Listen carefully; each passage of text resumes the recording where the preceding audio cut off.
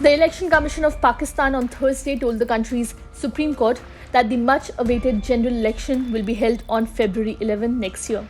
This follows the dispute regarding the timing of the upcoming polls on whether the polls should be held within 90 days of the dissolution of the National Assembly and provincial legislatures. The Election Commission of Pakistan's counsel, Sajil Swati, said the process of drawing constituencies would be completed by January 29, paving the way for the polls. He said this as the Apex Court resumed hearing on a set of petitions calling for holding elections within 90 days after the dissolution of the National Assembly and the provincial legislatures. A three-judge bench comprising Chief Justice of Pakistan Qazi Faiz Isa, Justice Aminuddin Khan and Justice Athar Minallah took up the pleas moved by the Supreme Court Bar Association, the Pakistan Tehreek-e-Insaf and others. During the hearing, the PTI's lawyer, Barrister Ali Zafar, argued that elections should be held within the 90-day period. However, CJP Isa noted that this request had become ineffective.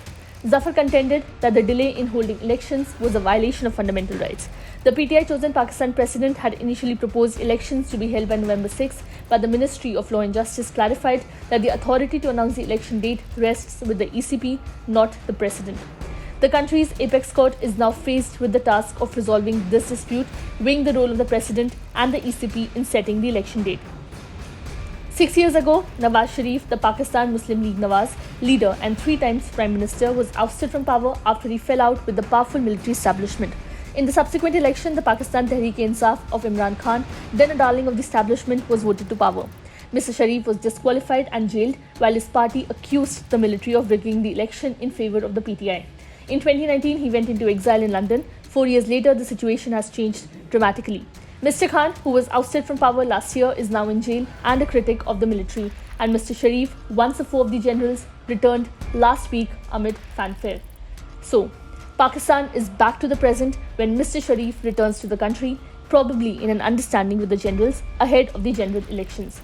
He wants power, and the generals wanted to sideline their new foe, Mr. Khan, and dismantle his party. PMLN now hopes that Nawaz Sharif revives the party ahead of the elections. For Mr. Sharif, the support of the generals is necessary to vacate the cases he faces and have his disqualification lifted. But the road ahead is tough.